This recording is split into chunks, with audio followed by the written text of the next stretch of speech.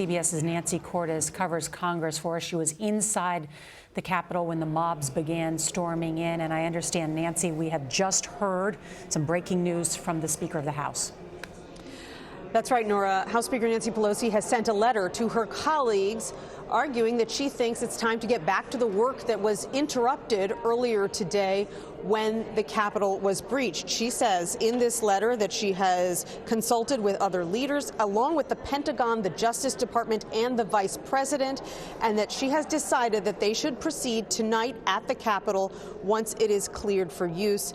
And we should be getting more guidance later today about where this will take place. Will it go back to being in the House chamber or some other location? Will the Vice President come back to Capitol Hill, because he's an integral part of this process of ratifying the Electoral College votes and confirming that President-elect Joe Biden was indeed the winner and will be sworn in on January 20th. This was a very frightening day for lawmakers who normally feel incredibly secure in this building.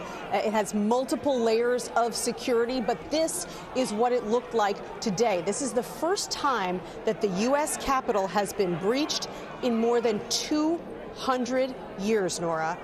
The War of 1812, when it was set ablaze infamously by the British. And perhaps most frighteningly, the House and Senate chambers were locked down once the mob got inside to keep the members who were inside the chambers safe. And yet, protesters managed to get into the Senate chamber anyway, and they nearly got into the House chamber. There was a standoff with police, and we even saw one protester who made it into the office of House Speaker Nancy Pelosi. Some of these lawmakers who were sent to secure areas to shelter in place for hours are still there. Some of them have sent out essentially proof of life videos to tell their friends and their constituents that they are okay.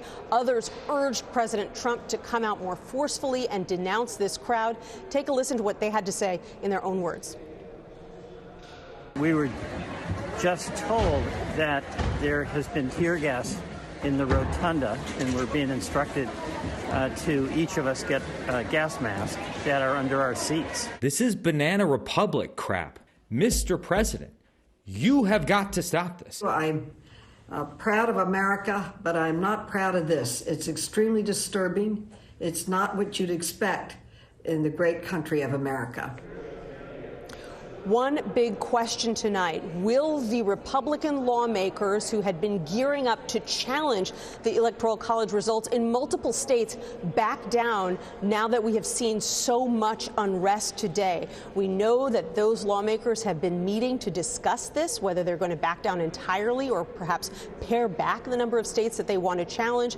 And we won't know exactly what's going to happen next, Nora, when they're going to resume, until those lawmakers have made their decision and conveyed it to the House Speaker and to the Senate's Republican leader, Mitch McConnell. You described how lawmakers, almost fearful for their lives, for their safety on Capitol Hill, to see the sergeant of arms directing the Capitol Police with guns drawn to protect the House floor there, and hearing from Senator Tammy Duckworth today that a quick-thinking aide decided to gather the electoral votes, which now I understand are in that secure location with the lawmakers? That's right. And so if this process resumes again tonight, they will continue going over those for certification documents and one by one confirming that either Joe Biden or Donald Trump won various states, and then counting up those votes. Nora, this is normally a routine process. 4 years ago, it lasted 35 minutes. And the person who was presiding at that time, 4 years ago, was none other than Vice President Joe Biden. When Democrats tried to challenge the results like Republicans did today, he shut it down. He said the debate is over, the race is over, the time for debate has passed. Obviously, these Republican lawmakers are getting a very different message from President Trump, who says that the race isn't over at all and that, in fact, he won in a landslide despite all the evidence to the contrary. All right, Nancy Cordes on Capitol Hill with some extraordinary reporting. Thank you.